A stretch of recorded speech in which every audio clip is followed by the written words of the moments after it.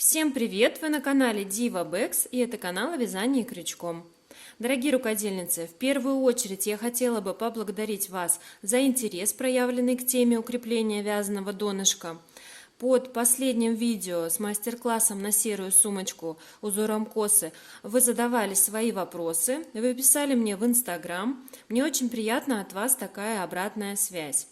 И сегодня, как я и обещала, на примере вот этой сумочки, ее донышка, я поделюсь с вами своим простым универсальным способом укрепления вязаного дна, который подходит для любой формы донышка, любого размера и любого материала. Кстати, на вот эту сумочку у меня есть очень подробный мастер-класс, подсказка в правом верхнем углу. Вяжите с удовольствием. И да, дорогие рукодельницы, если у вас есть свой проверенный способ укрепления вязаного донышка, который отличается от моего, обязательно поделитесь им в комментариях. Мне, да я думаю и другим рукодельницам, будет очень интересно. Итак, что нам понадобится для уплотнения вязаного донышка? Само вязаное донышко любой формы, размера и материала. Смотрите видео до конца, я расскажу, как уплотнить также круглое и квадратное донышко. У меня дно из полиэфирного шнура 4 мм, прямоугольное, размером 20 на 10,5 см. Также нужны будут хорошие хозяйственные ножницы, такие, которые смогут разрезать гибкий пластик. Еще нужен фломастер для разметки, желательно на водной основе. Фломастер я обычно подбираю в цвет пряжи. Теперь также что-то острое нужно будет для накалывания отверстий. У меня это толстая металлическая игла, у вас может быть шило. И крючок, соответственно, толщине пряжи. И вот такая иголочка для трикотажной пряжи с толстым ушком для соединения вязаного и пластикового донышка. Ну и самое важное, это вот такая подкладка на стол от IKEA. Это гибкий полупрозрачный пластик, с одной стороны рельефный, с другой более гладкий, в меру плотный, придает донышку дополнительную жесткость. Нам необходимо будет сделать в нем отверстие. Я использую для этого шуруповерт и сверло на 4,5 для моего шнура 4 мм. Если у вас другой материал, выбирайте размер сверла, соответственно, толщине пряжи и размеру крючка. В идеале для этой работы, конечно, лучше всего подходит муж, брат, сват или любой другой мужчина. С чего мы начинаем? Донышко я уже подготовила, отпарила его и дала ему просохнуть, немного подержала под прессом. Теперь, что касается размера пластиковой заготовки. Она будет чуть меньше вязаного дна. Почему?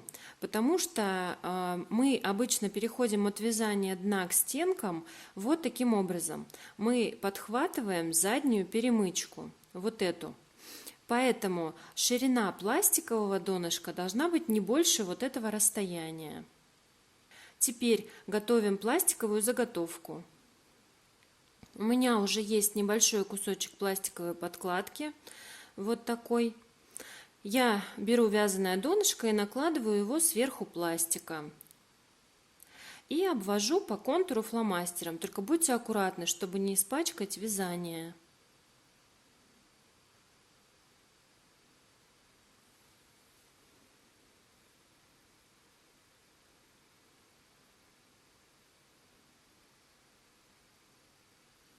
Вот так у меня получилось, но это я обвела по контуру вязаное донышко. Поэтому, чтобы сделать правильную пластиковую заготовку, я отступаю с каждого края по 5 мм вовнутрь и вырезаю пластиковую заготовку чуть меньшего размера. Теперь прикладываем вырезанное пластиковое донышко сверху вязаного и проверяем, чтобы размер был по задним перемычкам. Придерживая руками, переворачиваем все это. Наш соединительный шов будет проходить по центру, через центральные отверстия, вот эти. У меня здесь всего 19 отверстий. И нам необходимо перенести эти отверстия в вязаном донышке на пластик.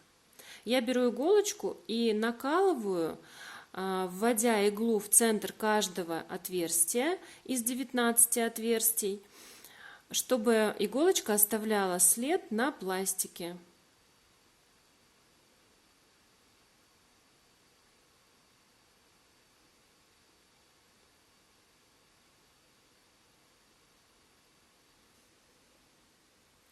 Сейчас покажу, что у меня получилось. Вот, конечно, плохо видно, но вот они следы от иглы. Чтобы их было лучше видно, я их обведу фломастером.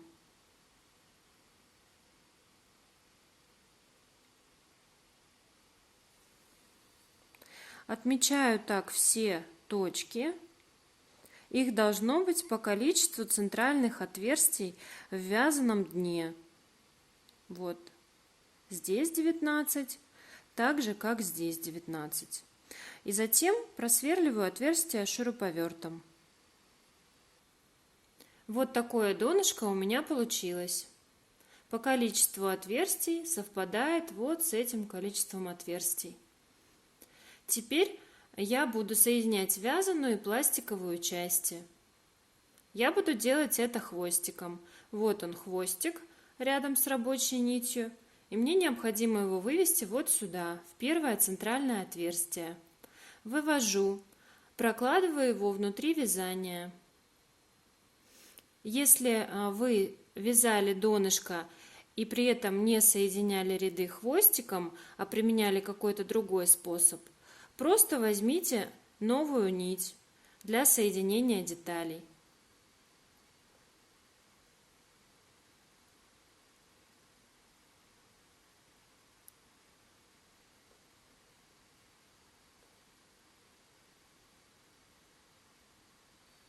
Вот, я вывела хвостик, и теперь покажу первый способ соединения деталей. При этом способе вот здесь будет формироваться шов из косичек. Что мы делаем? Сначала выводим хвостик через первое отверстие в пластиковой заготовке. Вставляем иглу вот сюда, в первое отверстие, выводим хвостик и подтягиваем его. Дальше вставляем крючок в первое отверстие в вязаном и в первое отверстие в пластиковом донышке. Подхватываем хвостик и выводим петлю на лицевую сторону. Вот так. Дальше во второе отверстие в вязаном, во второе отверстие в пластиковом донышке. Снова подхватываем хвостик, выводим вторую петлю на лицо. Протягиваем вторую через первую петлю. Дальше следующее отверстие в вязаном донышке, следующее отверстие в пластиковом донышке. Снова подхватываем хвостик, вытягиваем петлю и протягиваем ее через петлю на крючке. И вот такими соединительными столбиками мы проходим каждое отверстие. Если у вас крючок входит в пластиковую заготовку слишком туго, то есть просверленные отверстия слишком маленькие, просто возьмите крючок меньшего размера.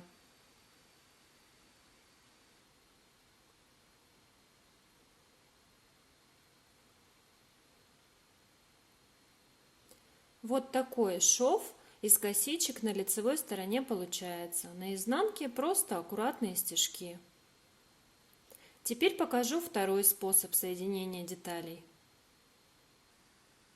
Если вы не хотите, чтобы по центру у вас проходил шов из косичек, если вам нужно что-то менее заметное, то можно сделать здесь аккуратные малозаметные стежки.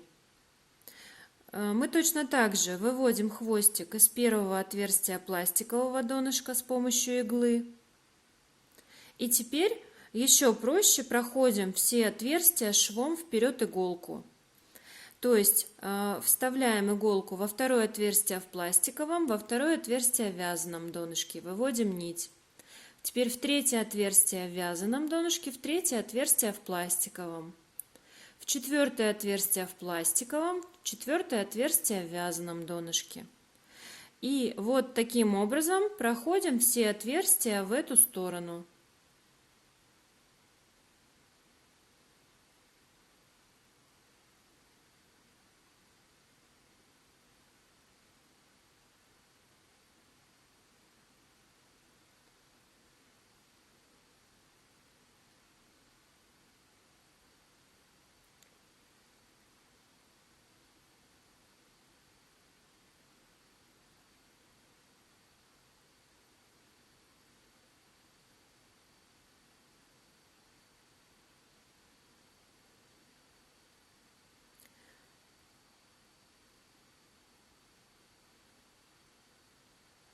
Доходим до последнего отверстия и теперь повторяем все то же самое в обратном направлении.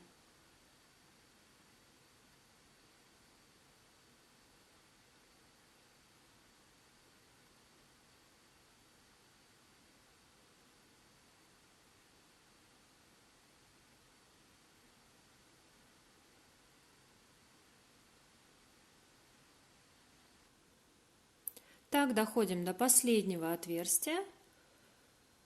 Вот такой почти незаметный шов у нас получается с лица и с изнанки. Теперь выводим хвостик через последнее отверстие вот сюда, между пластиковым и вязаным донышками. И теперь, если будете продолжать вязание хвостиком, вот здесь выводим его к рабочей нити.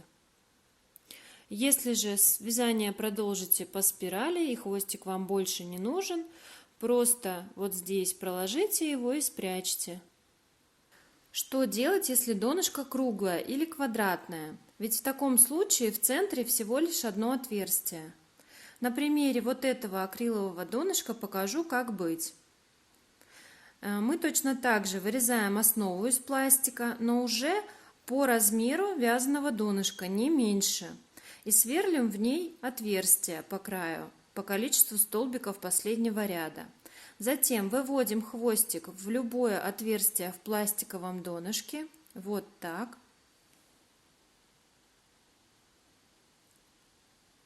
Теперь вставляем крючок под две дужки косички левее хвостика в вязаное донышко и в соответствующее отверстие в пластиковом донышке. Подхватываем хвостик, выводим петлю, вот так. Под соседние две дужки косички вязаного донышка и в отверстие пластикового выводим вторую петлю и провязываем ее через первую. И вот такими соединительными столбиками соединяем вязаное и пластиковое донышки.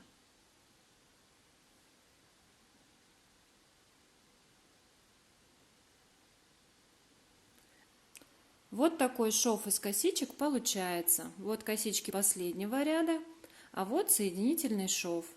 Точно так же можно пройти все отверстия швом вперед иголку. Дальше, когда вам необходимо будет перейти к вязанию стенок рабочей нитью, провязывать стенки будем уже за две дужки косичек столбиков последнего ряда. Вот за эти две дужки.